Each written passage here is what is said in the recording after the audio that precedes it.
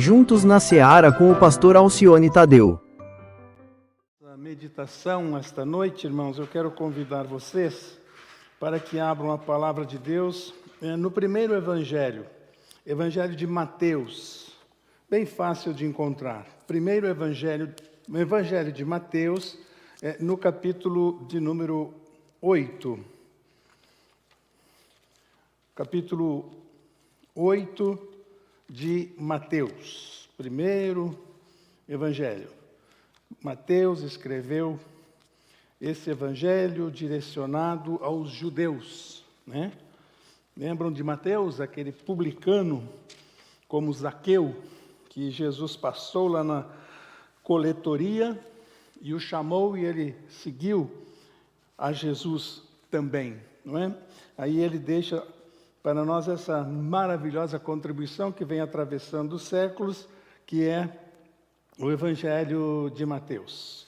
Nós vamos ler no capítulo 8, a partir do versículo 5. Nosso assunto essa noite, baseado nesse texto, é sobre fé. Ter ou não ter fé. Então vamos ler. Mateus 8, a partir do versículo 5. Entrando Jesus em Cafarnaum, dirigiu-se a ele um centurião, pedindo-lhe ajuda e disse: Senhor, meu servo está em casa, paralítico e em terrível sofrimento. Jesus lhe disse: Eu irei curá-lo. Respondeu o centurião: Senhor, não mereço receber debaixo do meu teto o Senhor. Mas dize apenas uma palavra e o meu servo será curado. Pois eu também sou homem sujeito à autoridade e com soldados sob meu comando. Eu digo a um vá, e ele vai, e a outro venha, e ele vem. Digo a meu servo, faça isso, e ele faz. Ao ouvir isso, Jesus admirou-se e disse aos que o seguiam: Digo-lhe a verdade, não encontrei em Israel ninguém com tamanha fé. Eu lhes digo que muitos virão do Oriente e do Ocidente e se sentarão à mesa com Abraão, Isaque e Jacó no reino dos céus. Mas os súditos do reino serão lançados para fora nas trevas, onde haverá choro e ranger de dentes. Então Jesus disse ao centurião: Vá, como você creu, assim lhe acontecerá. Na mesma hora, o seu servo foi curado. Na mesma hora, o seu servo foi curado. Está Jesus novamente, como nos informa Mateus, está Jesus na cidade de Cafarnaum. Não foi em Nazaré, sua cidade natal, que ele concentrou seu ministério. Também não foi em Jerusalém, capital religiosa, até os dias de hoje, mas sim na cidade de Cafarnaum. Centurião é aquele militar que comandava o batalhão romano na cidade, um homem com autoridade. Era um oficial do exército romano. E um detalhe interessante que nós não vemos, pelo menos os evangelhos não narram, esse centurião seguindo a Jesus. Mas, diante de uma dificuldade, um aperto muito grande, uma situação na sua casa, ele vai procurar a Jesus, né? Entrando Jesus em Cafarnaum, dirigiu-se a ele um centurião, pedindo-lhe ajuda. Senhor, meu servo está em casa, paralítico e sofrendo muito. A gente vê na Bíblia, pais pedindo pelos filhos, mães chorando pelos filhos, chegando até Jesus, pedindo que Jesus faça um milagre naquela família. E aqui um homem que não era um seguidor de Jesus, não andava ali com Jesus, mas cria que Jesus podia fazer um milagre na vida do seu servo. E olhem a humildade desse homem. Não é o filho dele que está doente, não é a esposa que está doente, não é Qualquer parente que está doente é um soldado, com certeza, do seu batalhão. E ele vai pedir ajuda para Jesus. Meus irmãos, a graça de Jesus é maravilhosa. Indo a Jesus, ele socorre. Indo a Jesus, ele dá atenção. Indo com fé a Jesus, ele faz o milagre. Para isso que ele veio. Por isso o seu ministério. E veio para se dar, para ser servo, para ajudar. Coisa linda, maravilhosa. Jesus poderia tranquilamente, inclusive como judeu, os judeus simplesmente odiavam os romanos nessa época, porque estavam sob o jugo romano, tinham que pagar altos impostos aos romanos. Esse militar está ali em Cafarnaum para cumprir ordens do Império Romano. Então Jesus, como judeu, poderia muito bem virar as costas para ele e dizer: não tenho nada a ver com a sua casa. Mas não é essa a atitude de Jesus. Ele, na sua maravilhosa graça, socorre aquele homem, ouve, dá atenção para aquele homem. Então, qualquer pessoa que buscava Jesus, estou me lembrando de Jairo, aquele chefe da sinagoga, um judeu lá, cuidava do ritual na sinagoga. O jovem cego lá de João capítulo 9, aquele homem naquela maca lá no poço de Betesda. E Jesus passa na vida dessas pessoas, e Jesus abençoa essas vidas de uma maneira grandiosa, de uma maneira maravilhosa. E Ele pode e Ele quer fazer isso nos nossos dias também. Nos nossos dias também. Então vamos crer assim, vamos lembrar nossos amigos sobre isso, nossos parentes sobre isso, que Jesus é maravilhoso no seu amor. Ele estende a sua graça sobre todos aqueles que o procuram. Essa é a primeira lição que eu tiro meditando aqui nesse encontro desse homem, desse militar com o Senhor Jesus. E interessante a fala de Jesus para esse homem. Jesus diz que ele nunca tinha visto. Verso 10. Ao ouvir isso, Jesus admirou-se e disse aos que o seguiam: digo-lhes a verdade, não encontrei em Israel ninguém com tamanha fé. Israel, aquele povo para o qual Jesus veio, Salvador. Não encontrei uma fé como a deste homem. Jesus se oferece para ir à casa dele.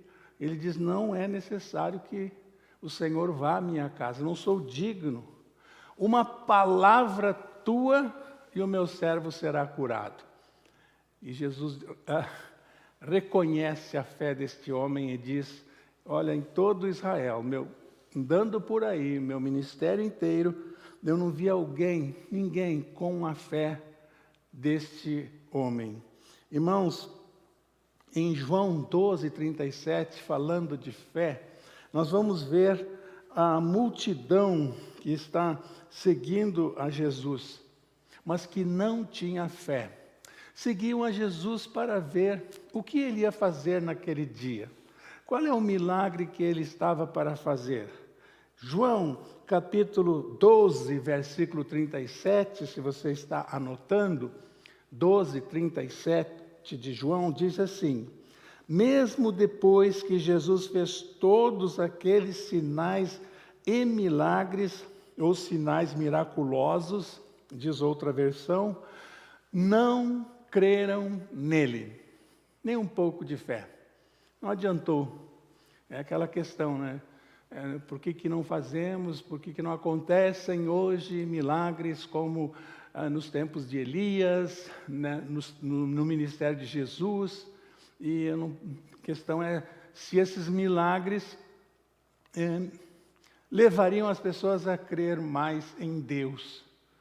Eu estou lembrando aqui do povo de Israel. Se teve um povo que viu milagres, foi o povo de Israel. Só aquela passagem pelo Mar Vermelho era o suficiente.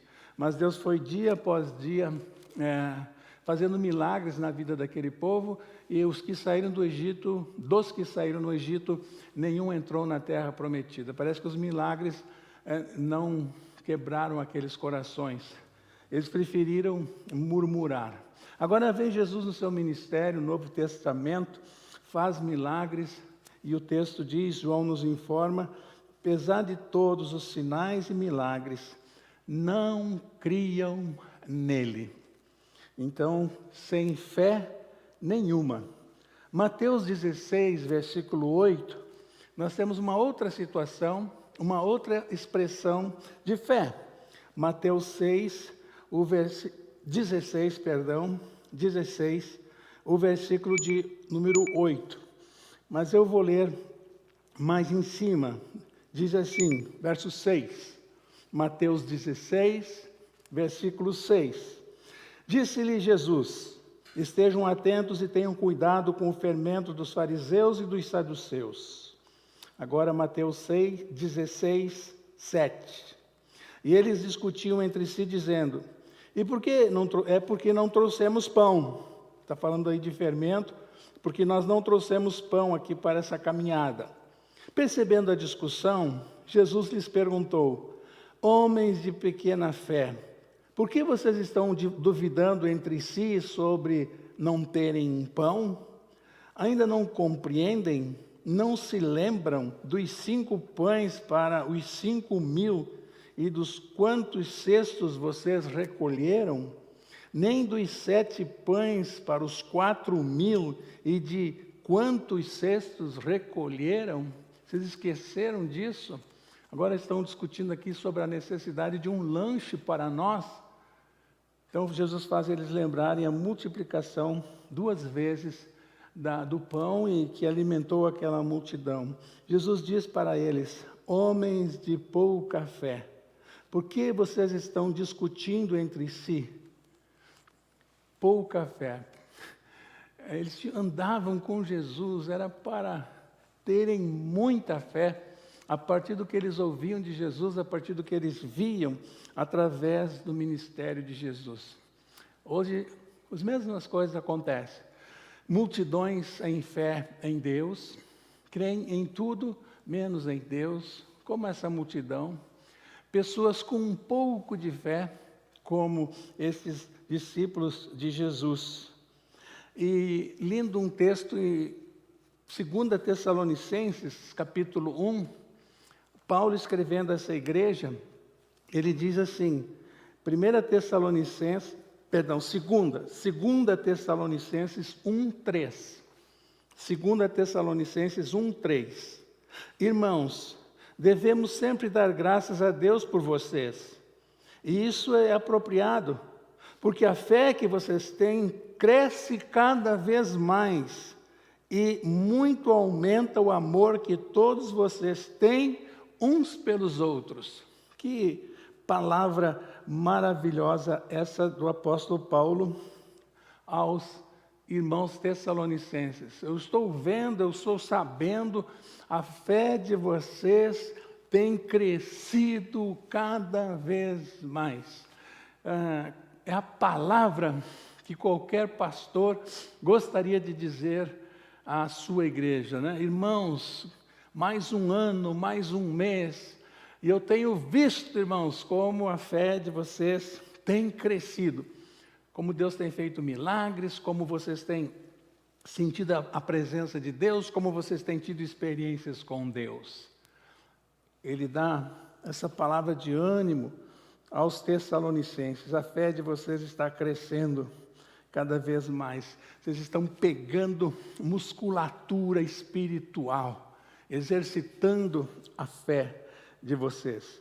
E também quero mencionar Romanos, capítulo 4, no versículo 20, quando o apóstolo Paulo, escrevendo à igreja em Roma, no verso 20, capítulo 4 de Romanos, ele diz assim, mesmo assim não duvidou, nem foi incrédulo em relação à promessa de Deus. Está falando de Abraão. não duvidou, nem foi incrédulo em relação à promessa de Deus, mas foi fortalecido em sua fé e deu glória a Deus, estando plenamente convencido de que Ele era poderoso para cumprir o que havia prometido. Quando falamos de fé, nós não podemos deixar de falar de Abraão, o pai da fé. O homem que andou pela fé, andava um passo à frente só pela fé, só com a orientação de Deus, só em comunhão com Deus. Além do pai da fé, a Bíblia diz que ele era o amigo de Deus, um exemplo de fé para nós. Então, cada um de nós hoje aqui se encontra em uma dessas situações. Sem fé, com pouca fé, ou como os tessalonicenses, crescendo na fé, aprendendo mais de Deus, aprendendo mais da sua palavra, ou quem sabe já andando nas pisadas de Abraão, não é? Sendo exemplos de fé para a nossa família, exemplo de fé na igreja, oramos e Deus responde, passamos por tribulações, mas ficamos firmes por causa da nossa fé. Eu sei em quem tenho crido, e estou bem certo que é poderoso, não é isso que nós cantamos? Para guardar o meu tesouro até o dia final. Mas eu sei em quem tenho crido. Cantamos isso do mais profundo do nosso coração. Fé. Irmãos, que possamos então exercitar a nossa fé. É um exercício. E nós vamos conhecer mais a Deus, vamos ter mais experiências com Deus, vamos aprender cada vez mais da grandiosidade do nosso Deus. É isso que Ele quer. E eu gosto de dizer que fé, para mim, é a resposta que a gente dá ao amor de Deus por nós. A gente crê nele, a gente segue Ele, a gente ouve Ele, a gente deposita toda a nossa fé nele. Nossa fé é a resposta que a gente dá a Deus pelo amor que Ele tem para conosco. Pense nisso, guarde isso em seu coração, que Deus ajude você a exercitar a sua fé, que você possa ser como um daqueles irmãos lá na igreja de Tessalônica, não é? Uma fé crescente. Deus abençoe você. Vamos orar nesse instante. Deus amado, muito obrigado pelo privilégio, pela oportunidade de ler a Tua palavra. Precisamos dizer a Deus pela liberdade também que temos de ler a Tua palavra. Muito obrigado, Pai. Te louvamos e te engrandecemos por isso. Aplica essa palavra, Senhor Deus, agora no coração de cada irmão.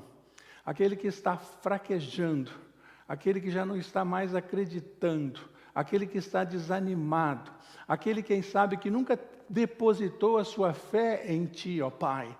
Toca no coração, como esse homem aqui, esse militar, ó Deus, que vai e coloca tudo na presença de Jesus e obtém a resposta. E Tu queres, ó Deus, que façamos isso. Então nos ajude. Somos fracos, precisamos da Tua boa mão conosco. Nós oramos assim em o nome de Jesus. Amém.